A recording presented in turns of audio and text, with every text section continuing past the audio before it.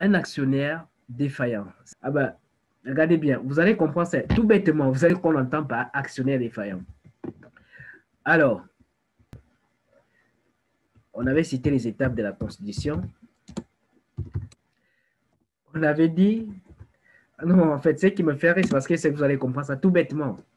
On avait dit qu'il y avait l'appel, la réalisation.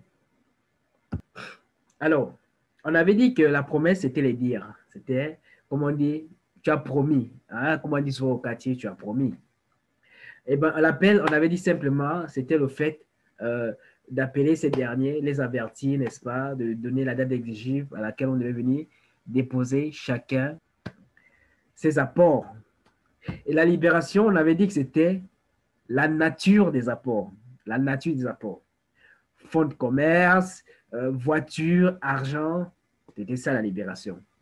Et bien, une fois que le capital est libéré, on constate la réalisation. Donc, c'est de ça qu'on parle. La réalisation, c'est la constatation du capital. Alors,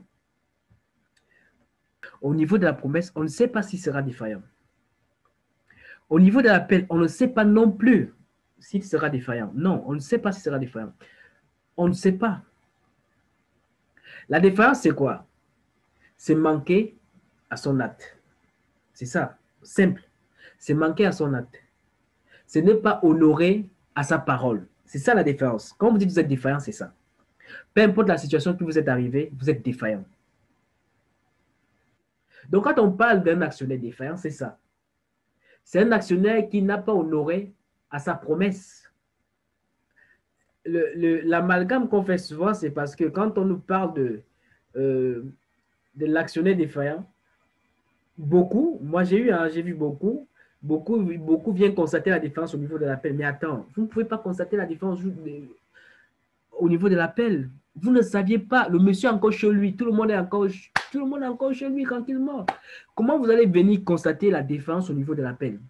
Or, c'est à la libération que chacun vient avec son bien, n'est-ce pas?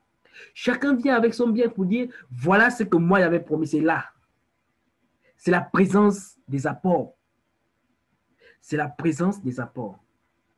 Donc, on ne peut que venir constater la défaillance au niveau de la libération. Donc, quand vous voulez passer l'écriture de la défaillance, ce n'est pas au niveau de la promesse, ce n'est pas au niveau de l'appel, c'est au niveau de la libération. Et ce compte est souvent au débit.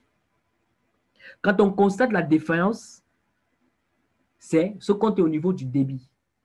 Au début, c'est pour venir équilibrer, hein, c'est pour venir équilibrer parce que le camp 6-13 déjà, il porte déjà le montant des apports en nature, des apports en numéraire.